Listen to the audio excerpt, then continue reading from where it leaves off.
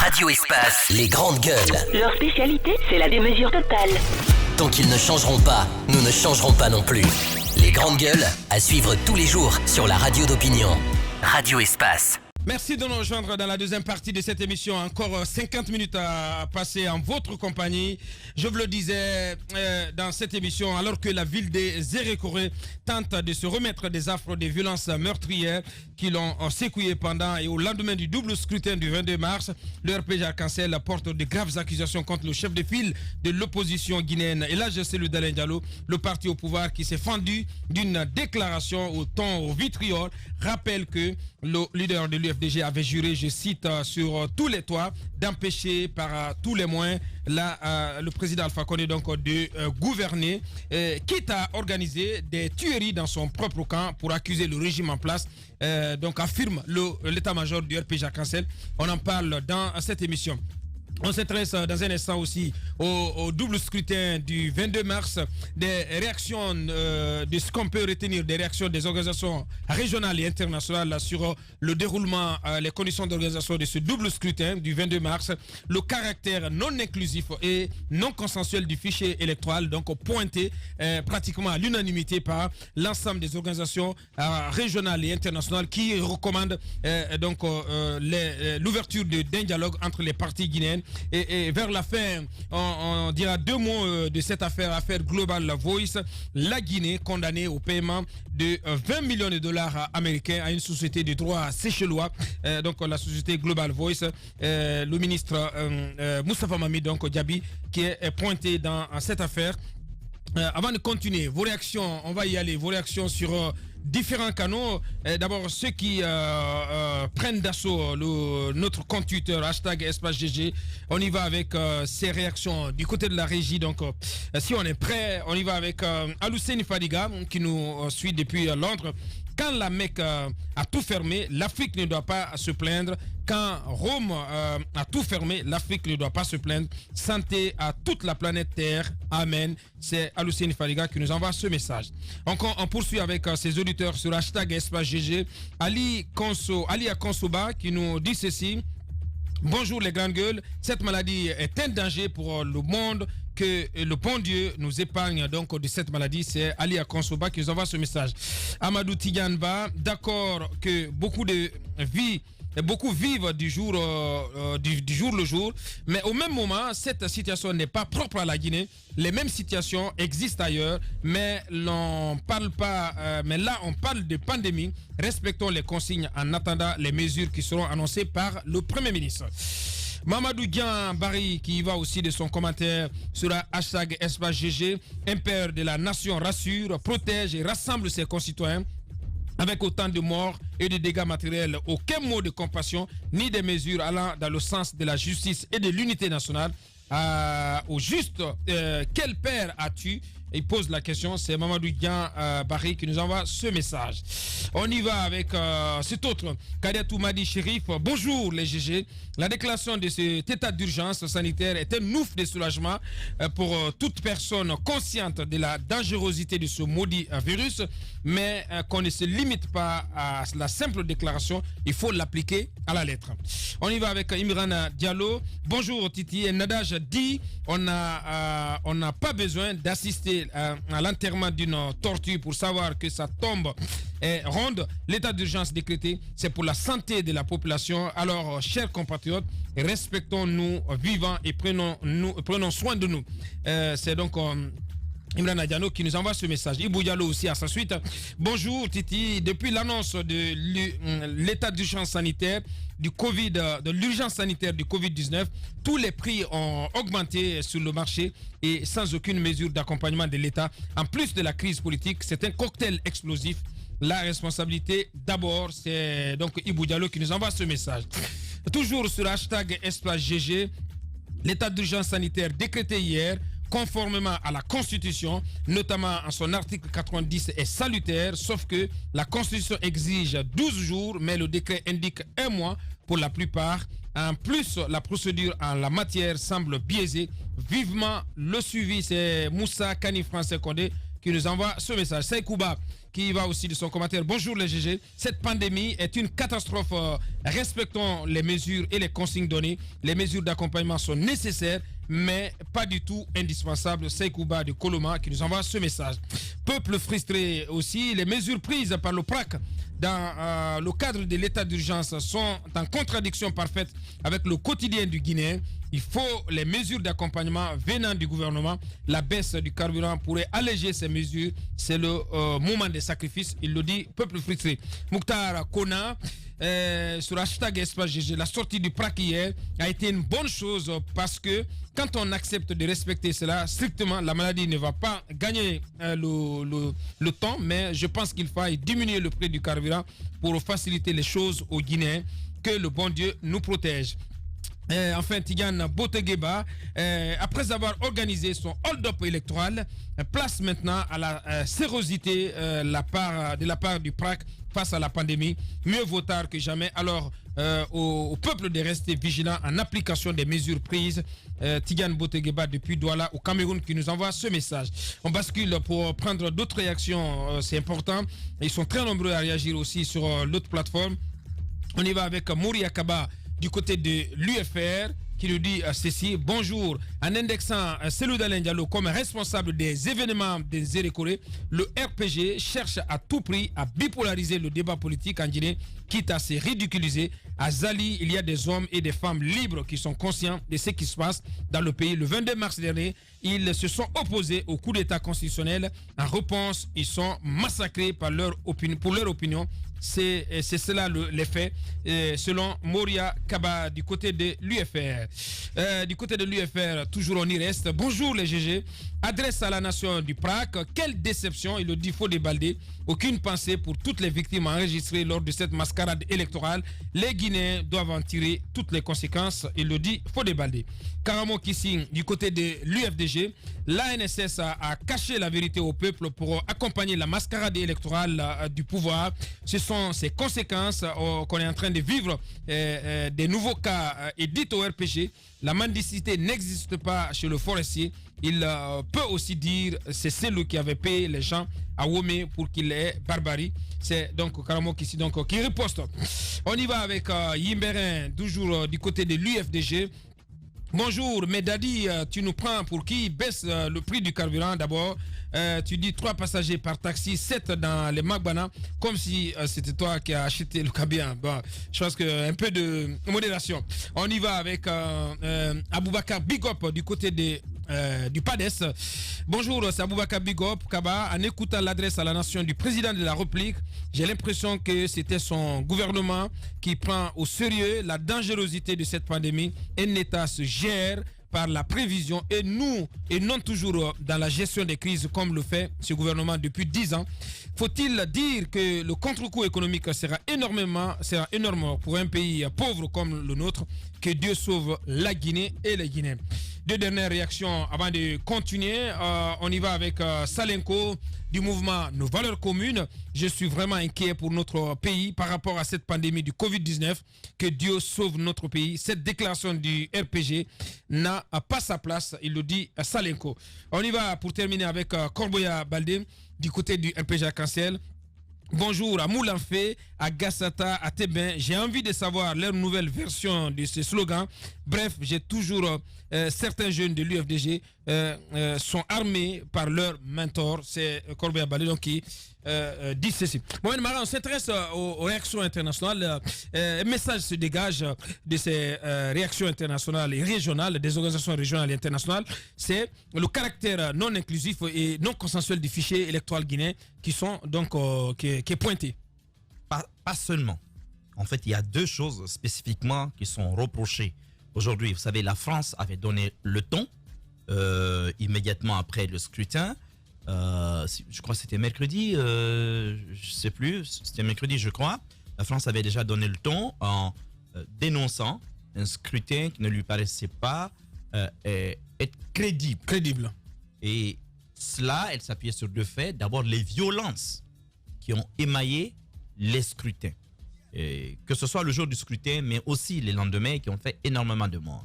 Mais aussi le caractère non inclusif de ces scrutins et combiné à, si vous voulez, à l'absence de consensus autour du fichier électoral. Si vous revenez à 2-3 semaines déjà en arrière, déjà à partir du 28, oui, je crois, à partir déjà du 27 et du 28 février dernier, la CEDEAO, l'Union africaine, toutes les organisations internationales avaient déjà dénoncé l'absence de transparence de ce fichier.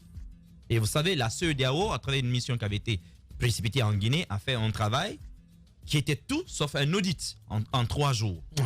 Et la CENI, curieusement, s'était empressée d'amputer ces 2,5 millions d'électeurs qui étaient sujets à problème.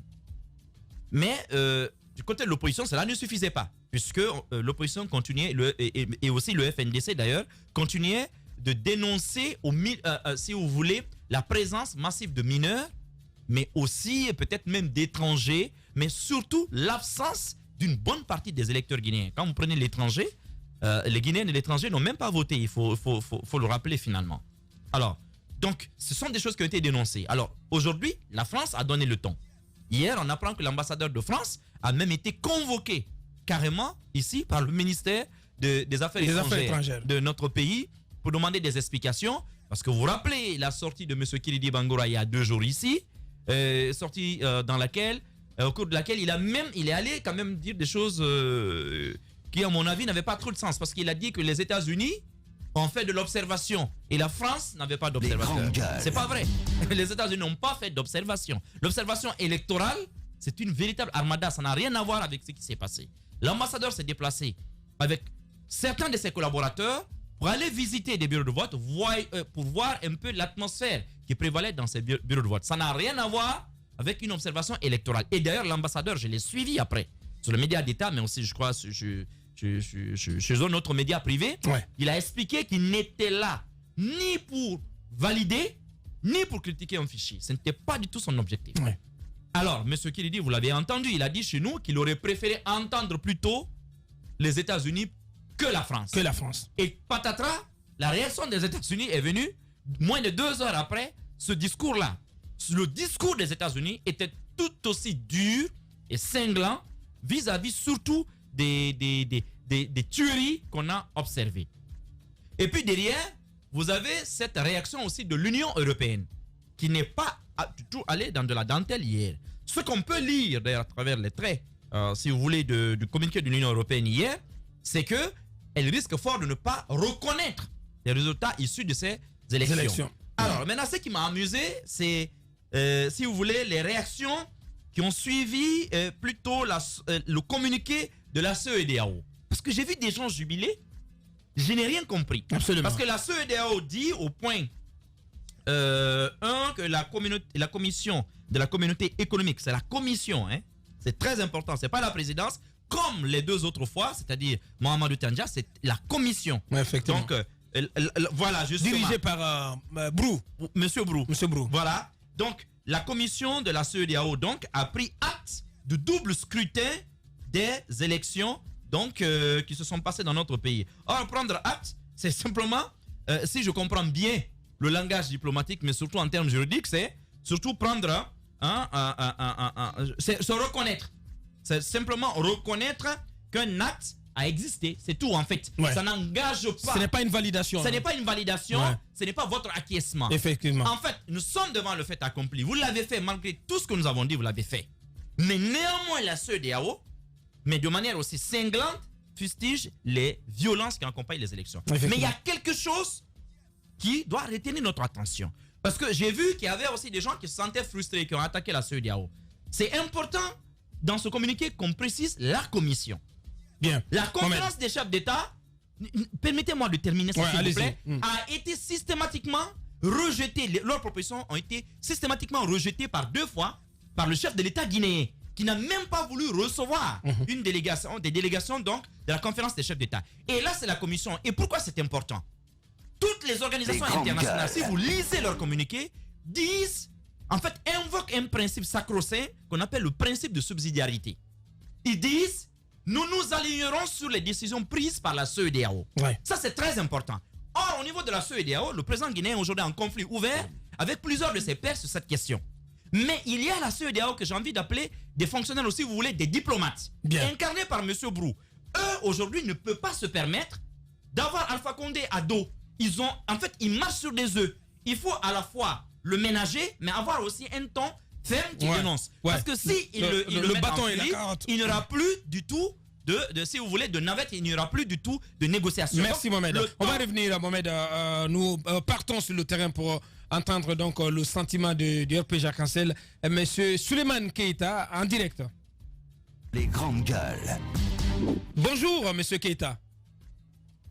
Bonjour les grandes gueules. Bienvenue dans notre émission. Allez-y, Jacques. Alors, Keita, vous avez entendu ces réactions à l'international. Depuis que les élections se sont passées, on attend encore les résultats. Mais on dénonce partout les violences qui ont marqué ces journées d'élection, mais également le caractère non inclusif. Comment est-ce que vous entendez ces déclarations? Alors, écoutez, nous avons suivi, ou d'ailleurs nous suivons avec intérêt tous ces développements, notamment les réactions des institutions internationales sur le processus électoral du 22 mars. Mais ce que je voudrais dire d'abord, lorsqu'on parle de crédibilité d'une élection, il ne s'agit pas d'une inclusivité. C'est-à-dire que la crédibilité d'une élection ne dépend pas de son inclusivité. Par contre, elle dépend du respect, n'est-ce pas, du code électoral du pays concerné. Et comme vous le savez, ces élections, nous les avons reportées à plusieurs reprises, notamment à la demande des institutions internationales comme la CEDEAO, qui émettaient un certain nombre de réserves par rapport à certains aspects du processus. Donc aujourd'hui, je crois que dire que les élections ne sont pas... Monsieur Keita, si vous pensez que l'inclusivité n'est pas un facteur de crédibilité d'un scrutin, pourquoi pensez-vous que toutes les organisations internationales, notamment, ont insisté sur le caractère inclusif? Je veux dire, pourquoi ils ont insisté pour que tout le monde puisse revenir autour de la table, de sorte que toutes les parties concernées puissent revenir au sein de cette élection? Et pour appuyer Madame Hiro, le caractère non inclusif dont parlent ces organisations est tributaire des conditions d'organisation. Parce que si une partie de l'opposition n'est pas venue à ce double scrutin, c'était justement à cause des conditions d'organisation qui étaient jugées de sa part, non transparentes. Non, ce n'est qu'un simple prétexte de la part de l'opposition radicale conduite par M. Cellou Dalein Diallo et ses acolytes.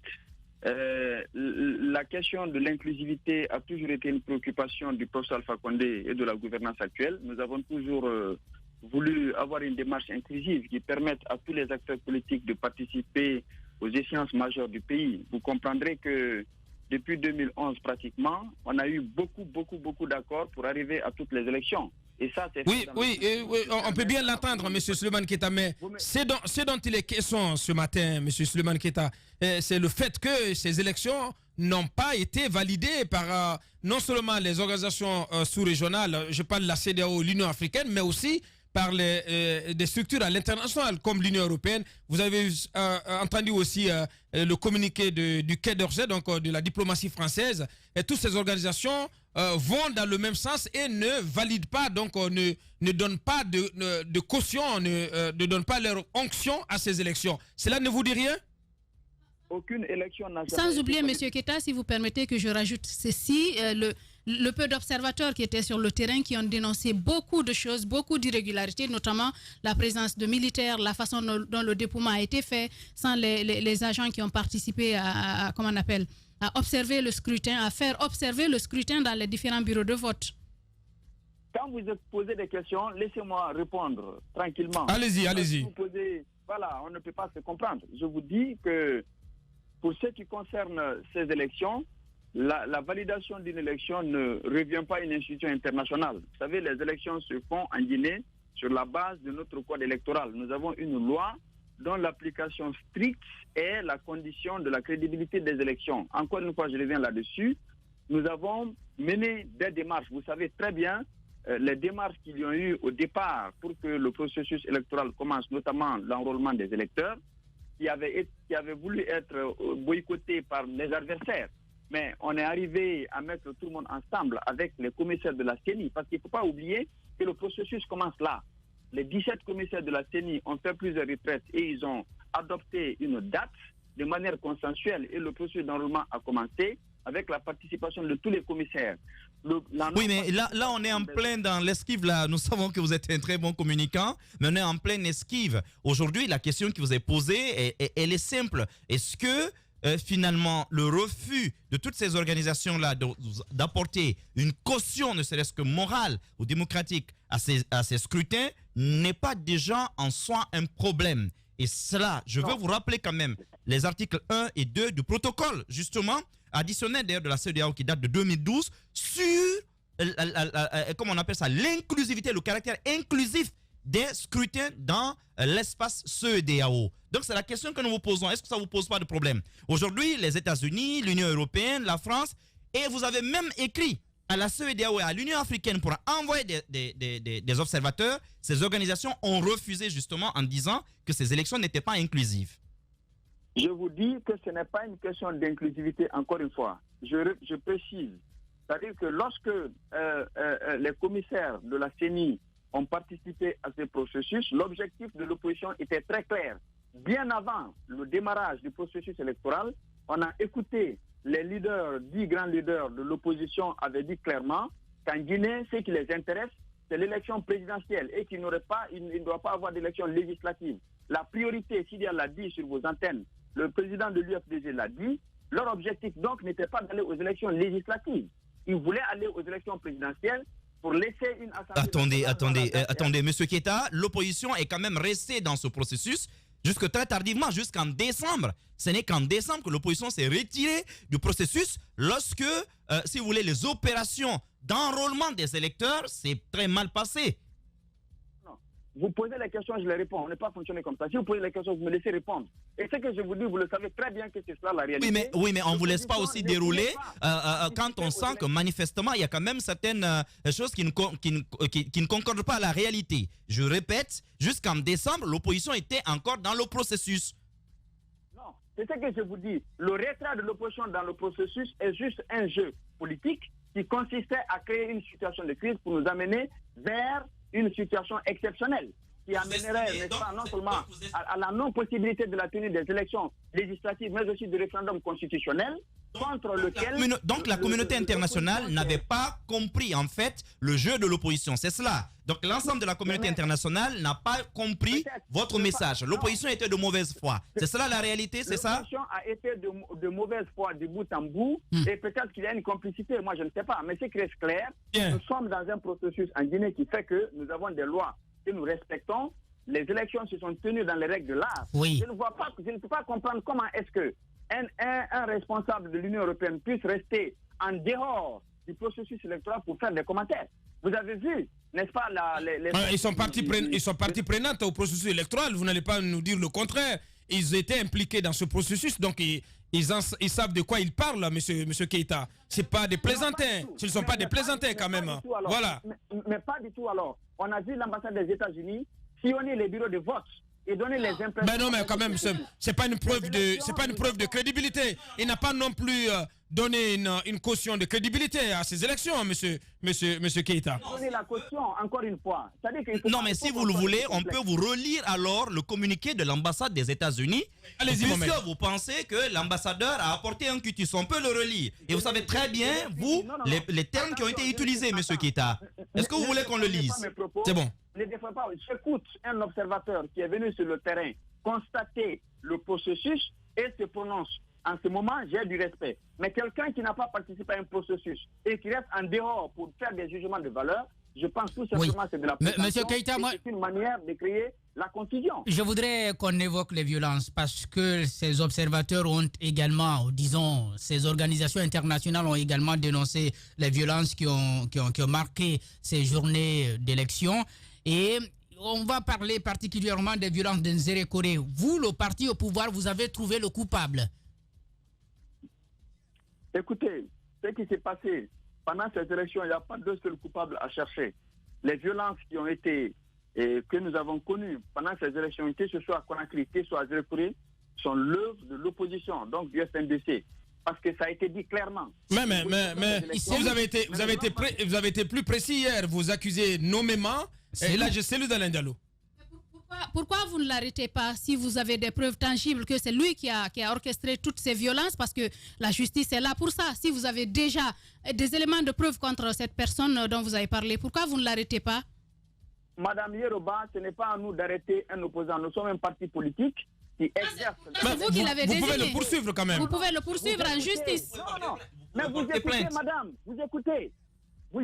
Ce n'est pas à nous d'arrêter un leader politique. Nous dénonçons, n'est-ce pas, les faits sur la base des informations à notre disposition et sur la base des déclarations faites par les intéressés. Avant le processus électoral, l'opposition a été claire. Oui, mais sur quoi? Mais non, mais attendez quand même, parce que ce sont des accusations très graves. Sur quoi vous vous appuyez, vous vous fondez pour accuser nommément l'AG Cellou Dalein Diallo? Quels sont vos éléments de preuve contre lui, contre sa personne? Et j'ai envie de vous demander, les chasseurs traditionnels qu'on a vus à Zérékori sur plein d'images, est-ce que vous avez des preuves que Cellou Dalein Diallo serait devenu lui-même un symbole capable de les mobiliser pour les amener en Zérékori? Est-ce que Cellou Dalein Diallo, vous pouvez nous fournir aujourd'hui des preuves qu'il les a disposés dans des bureaux de vote pour les protéger? Est-ce que vous pouvez prouver que les groupes armés qui étaient dans la ville et qui ont incendié des maisons, c'était piloté? Parce que si vous nous donnez ces preuves, je pense que le peuple de Guinée répondra à Cellou Dalein Diallo à la place du RPG. Mais est-ce que vous pouvez nous donner ces preuves? Nous n'avons pas de donzo pour sécuriser les bureaux de vote. Le RPG Arc-en-Ciel avait des délégués. Si vous parlez de donzo, moi je ne sais pas. Et des délégués habillés en chasseurs traditionnels alors dans les bureaux de vote. Mais ces images, qu'on a vues, monsieur Keita, ces images de donzo, de chasseurs traditionnels dans la ville. Vous pensez que ce sont des montages? S'il y a des images, il faut les interpeller. Nous, en tant que parti politique, on n'a pas envoyé des donzo pour faire une élection. On était à Conakry, un peu partout dans le pays. Il y avait des délégués qui étaient chargés de représenter le parti dans les différents bureaux de vote. On n'a pas de donzo encore une fois. Mais vous parliez de déclarations, parce que je pense que vous vous fondez sur des déclarations pour accuser Cellou Dalein Diallo. Il n'y a pas de preuves. Et si on n'a pas de déclarations, vous en avez fait autant. Vous avez, à commencer par le président de la République, vous avez à parler d'affrontements. Et à chaque fois qu'on vous entendait, c'était des paroles de va-t-en-guerre. Vous avez dit de sur frapper. la base des déclarations, tout simplement, on peut accuser quelqu'un d'être auteur de violences qui sont intervenues ici à Conakry, mais également à l'intérieur du pays. Vous avez tous écouté les différentes déclarations de la non-reconnaissance du président de la République aux appels à la manifestation violente, à la désobéissance civile, vous les avez écoutés. On a dit on ne participe pas aux élections, nous allons les empêcher par les moyens.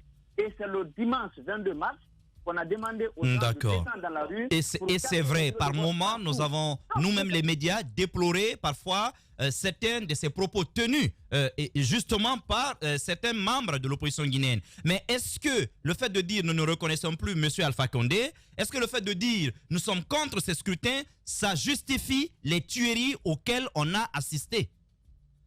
Mais vous savez que notre parti n'a jamais été un parti violent. Moi, je suis très gêné quand on me parle des tueries parce que je ne vois pas pour quelle raison il pourrait avoir cette théorie inutilement, encore une fois. Alors, dites-nous, on nous apprend aujourd'hui que les corps ont été retirés nuitamment de la morgue de Zérékori pour être enterrés dans une fosse commune quelque part. Cela, c'est l'œuvre de qui? Qui est venu un pareil ordre?